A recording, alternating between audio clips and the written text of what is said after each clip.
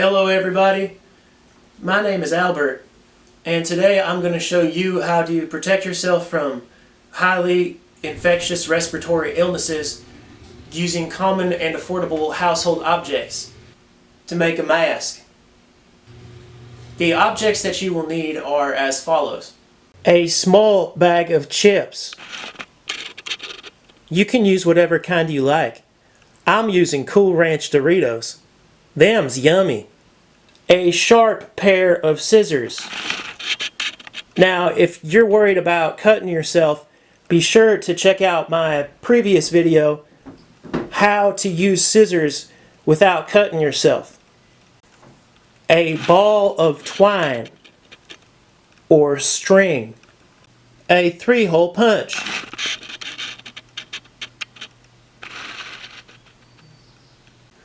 Additional optional objects include maple syrup, disinfecting wipes, and a hammer.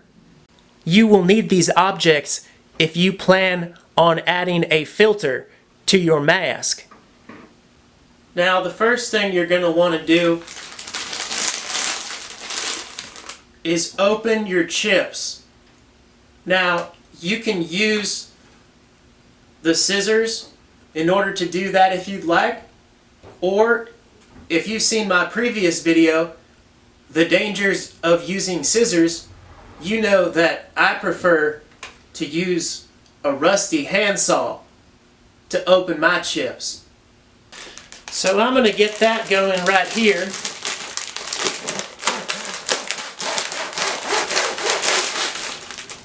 There you go. Look at them chips. Okay, now the next step is my favorite step. Eat your chips. Mmm. Yummy.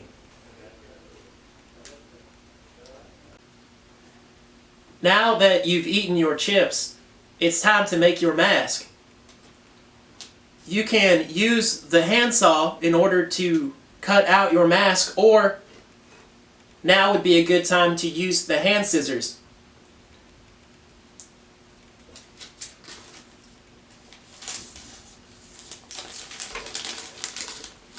The scissors allow for you to cut delicate corners in the way that the handsaw does not.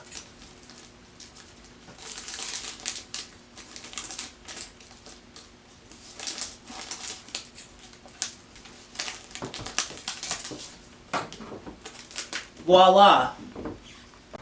If you would like to make a disinfecting filter for your mask, then now would be the time to get out the optional items which we mentioned earlier. I mentioned.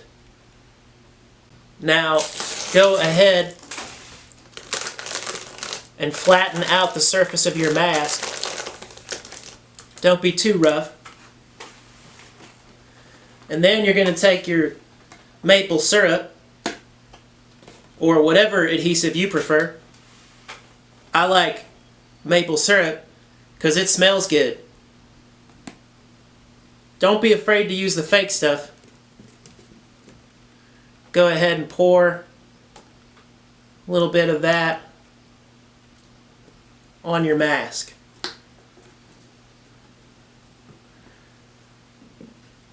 Now, you're going to go ahead and take your disinfectant wipe.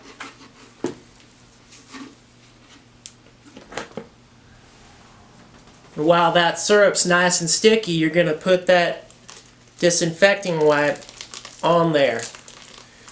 Don't be afraid if it goes over the edges. You can always use the handsaw. Use a hammer to get rid of air bubbles.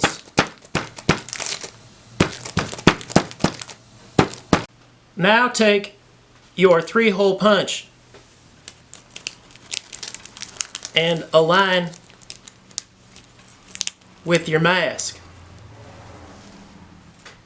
Now that you've punched holes in your mask, it's time to take your twine or string.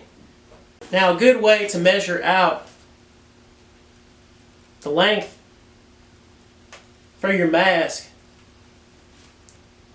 is to take the string, tuck it behind your ear, get it about right to where you'd want it to be on your mouth. Now I'll teach you a trick to save you some time. Just put those two strings next to each other. You can just cut the other one just like that. Voila! Now that your mask is complete, go on ahead and give it a try. It's sticky!